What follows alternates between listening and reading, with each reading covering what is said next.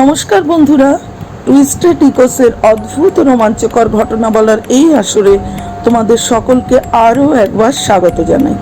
আজকের ঘটনার জন্য বন্ধুরা আমাদের 451 কি 52 বছর পিছনে ফিরে যেতে হবে। 1516 সালের 18 ফেব্রুয়ারি ইংল্যান্ডের গ্রিনউইচ শহরে প্যালেস অফ প্লেজেন্টিয়া রাজপরিবারে এক কন্যা সন্তানের জন্ম হয়। তিনি ছিলেন ইংল্যান্ডের প্রিন্সেস বা রাজকন্যা। রাজার কোনো পুত্র সন্তান না থাকায় পরবর্তীকালে তিনি হন ইংল্যান্ডের রানী। তার নাম ছিল মেরি টুডর। তিনি ছিলেন ভীষণ অত্যাচারী ও নিষ্ঠুর প্রকৃতির। জীবন্ত অবস্থায় মানুষকে তিনি পুড়িয়ে মারতে তার হাত কাঁপত না।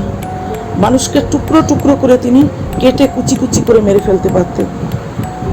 এবং তিনি এতটাই নৃশংস ছিলেন, শোনা যায় যে নিজে বহু বছর যৌবনবতী থাকবেন বলে সেই বিশ্বাসে তিনি অল্প বয়সী মেয়েদের কেটে কেটে সেই তাদের কাটা রক্ত দিয়ে রক্ত স্নান করতেন। এতটাই নিষ্ঠুর ও নৃশংস ছিলেন তিনি। কিন্তু এহেন রানীরও একদিন বিয়ে হয় এবং বিয়ের কিছুদিন পর থেকে তার শরীরে প্রেগনেন্ট হওয়ার যাবতীয় লক্ষণ ফুটে ওঠে। তিনি খুবই খুশি হয়ে ওঠেন, কারণ তিনি ভাবেন তার সন্তানরা পরবর্তীকালে হবে ইংল্যান্ডের রানী। যদি পুত্র সন্তান হয় সে হবে রাজা, আর যদি কন্যা সন্তান হয় সে হবে রানী। কিন্তু আশ্চর্যজনকভাবে 9 মাস পরেও প্রসবের সময় তার কোনো সন্তানই জন্মায় না। তার পেট আবার আগের মতো স্বাভাবিক অবস্থায় ফিরে যায়। আবার কিছুদিন পর আবার রানীর পেট স্ফীত হতে থাকে এবং তার শরীরে প্রেগনেন্সি হওয়ার যাবতীয় লক্ষণ ফুটে ওঠে। আবার 9 মাস পরে দেখা যায় বাচ্চা ভূমিষ্ঠ হওয়ার জায়গায় তার কোনো বাচ্চাই হয় না এবং পুনরায় তার পেট আবার আগের অবস্থায় ফিরে আসে। এইবার রানী ভীষণ ভয় পেয়ে যান। তিনি দৌড়ে গির্জায় প্রিস্টের শরণাপন্ন হন। প্রিস্ট তাকে বলেন তার গর্ভে কোনো মানুষই না, শয়তান বেড়ে উঠছে, শয়তান বেড়ে উঠছে তার গর্ভে। অনেকের মতে সেই বাচ্চার রং ছিল নীল, তাই তাকে ব্লু বেবি বলা হতো। এইসব শুনে রানী ভীষণভাবে ভেঙে পড়েন ও অসুখে পড়ে যান। তারপর 1558 সালের 17 নভেম্বর তার মৃত্যু হয়। তার সমস্ত কৃতকর্মের জন্য, তার নৃশংসতা, তার পাশবিকতা এবং তার নিষ্ঠুরতার জন্য তাকে মানুষ এতই ঘৃণা করত যে মৃত্যুর পর তাকে ব্লাডি ব্লাডি বলে গালাগাল করতে থাকে। হ্যাঁ বন্ধুরা, তোমরা ঠিকই ধরেছ, এই হলো সেই ভয়ঙ্কর কুখ্যাত ব্লাডি মেরি।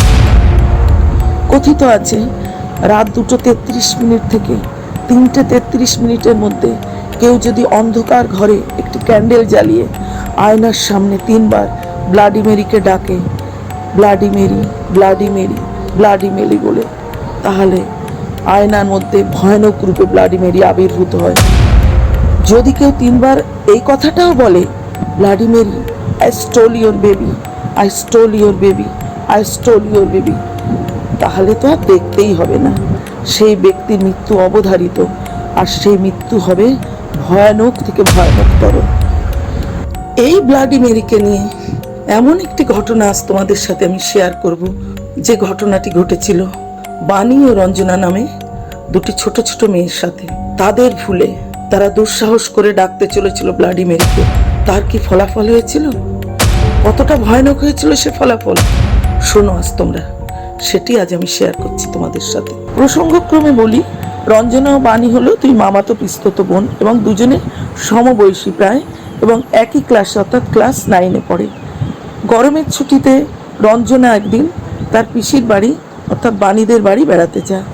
জায়গাটির নাম বলছি না, কিন্তু ঘটনাটি কিন্তু সত্যিই ঘটেছিল আজ থেকে 9 বছর আগে, এবং ঘটনাটি অক্ষরে অক্ষরে সত্য। মোটামুটি ব্লাডি মেরির এই পুরো ঘটনাটি মানে গল্পটি রঞ্জনা ও বাণী সারাটা দুপুর ধরে ভয় পেতে পেতে রসিয়ে রসিয়ে পড়ে ফেলল। আর তারা ঠিক করলো রাত বা দিন বলে কোনো কথা না, সুযোগ পেলেই একবার এই প্রসেসটি করে দেখতে হবে যে কেমন সে ব্লাডি মেরি 451-52 বছর পরেও ফিরে আসতে পারে, কতটা তার ক্ষমতা, কিভাবে সে ফিরে আসে। একবার তো সেটা করে দেখতেই হবে, এবং এটি না করলেই নয়। সন্ধ্যা নাগাদ রঞ্জনার পিসিমা মানে বাণীর মা সন্ধ্যার জলখাবারের জন্য চপ ও সিঙাড়া কেনার জন্যে পাড়ার মোড়ের মাথায় তেলে ভাজার দোকানে যান। বাড়িতে তখন রঞ্জনা ও বাণী ছাড়া কেউই ছিল না। ওরা ভাবল এই সুযোগ, কারণ এই ছাড়া রাতে আর এটি করা সম্ভব নয়, কারণ রাতে ওই দুই বোনের সাথে পিসিমা মানে বাণীর মাও ঘুমান। কাজে যা করার এখনই করতে হবে। এইবার দুই বোন এই সুযোগটি আর হাতছাড়া করতে চাইল না। ঘরের সব জানলা দরজা তারা বন্ধ করে দিল, ঘর অন্ধকার করে দিল। একটা মোমবাতি জ্বালিয়ে ড্রেসিং টেবিলের আয়নার সামনে তারা এগিয়ে গেল। মনে হলো বাইরে দূর থেকে যেন একটি পায়ের আওয়াজ এগিয়ে আসছে, মচ মচ মচ। না না, যা করার এখনই করতে হবে। ওরা দুজন আরো এগিয়ে গেল সেই ড্রেসিং টেবিলের আয়নার সামনে। এবার আয়নার সামনে গিয়ে বলল, বাইরের আওয়াজটি আরো প্রকট হলো, মচ মচ মচ। ওরা সব ভুলে গিয়ে বলল, bloody Mary, bloody Mary, I stole your baby, I stole your baby. তারা আর তিনবার কথাটা বলার সুযোগ পেল না। দুবার বলার পরেই বাইরে থেকে দরজায় নখ হতে থাকলো, টক টক টক টক টক। এইবার দুম দুম আওয়াজ করে আরো জোরে জোরে নখ হতে থাকলো। ওরা ভয়ে কাঠ হয়ে দাঁড়িয়ে রইল, ভয়ে দরদর করে ঘামতে থাকলো। গলা থেকে ওদের কোনো আওয়াজ বেরোয় না। এইবার বাইরে অধৈর্য হয়ে সেই আগন্তুক চিৎকার করে বলল, আরে তোরা দরজাটা খোল, কতক্ষণ আর আমরা দাঁড়িয়ে থাকবো? ওরা ঘরের আলো তাড়াতাড়ি করে জ্বেলে দিল। ওরা ভয়ে কাঠ হয়ে সেইভাবে দাঁড়িয়েই থাকলো। এইবার অধৈর্য চিৎকার করে বাইরের আগন্তুক বলল, আরে দরজাটা এবার খোল, আর কতক্ষণ এইভাবে দাঁড়িয়ে থাকবো? এইবার ওরা সম্বিত ফিরে পেল। ঘরের আলোগুলো তাড়াতাড়ি করে জ্বেলে দিল, দৌড়ে গিয়ে ঘরের দরজা খুলে দিল। রঞ্জনার পিসোমশাই মানে বাণীর বাবা অফিস থেকে ফিরে এসেছেন। তিনি দরজায় নক করছিলেন এবং তিনি দাঁড়িয়ে আছেন।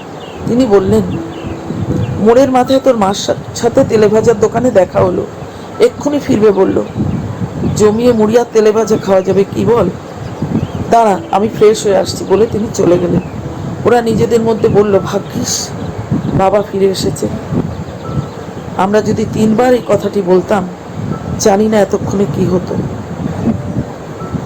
বাণী বলল, জানিস, আর কখনো আমরা এমন কাজ করব না, কোনো দিনও না। রঞ্জনা ঘাড় নেড়ে তাতে সায় দিল যে সেও আর কখনো এমন কাজ, এই ভুল আর করতে চায় না। রঞ্জনা বেড়াতে আসার পর সে পিসিমা বাণীর সাথে ভেতরের ঘরেই ঘুমায়। যাই হোক, এমন সময় পিসিমা একটা ট্রের ওপর সকলের জন্যে মুড়ি মেখে তেলে ভাজা দিয়ে বাটি বাটি করে সাজিয়ে নিয়ে এসে বসলেন ওদের সাথে। বললেন, চা হয়ে গেছে, গরম জলে পাতা দিয়ে ঢেকে রেখে এসেছি। পিসেমশাইকে উদ্দেশ্য করে তিনি বললেন, এগুলো এখন খেতে থাকো, একটু পরে চা ছেঁকে আনছি বলে তিনিও খাটে ওদের পাশে বসে মুড়িও তেলে ভাজা খাওয়ায় যোগ দিলেন। ওরা সকলে বসে চা ও মুড়ি মাখা খেতে থাকলো। আর এমন সময় ঘটল সেই সাংঘাতিক ঘটনা, যার জন্য ওরা ঘরের উপস্থিত কেউই তৈরি ছিল না। আর এমন সময় রঞ্জনা ও বাণীর পেছনে থাকা সেই ড্রেসিং টেবিলের আয়নাটি সশব্দে ভেঙে পড়ল, যার জন্য ঘরে উপস্থিত কেউই রেডি ছিল না। আর রঞ্জনা ও বাণী সব ভয়ে সেই ভাঙা আয়নায় পড়ে থাকা কাঁচগুলির মধ্যে থেকে একটি জিনিস লক্ষ্য করল।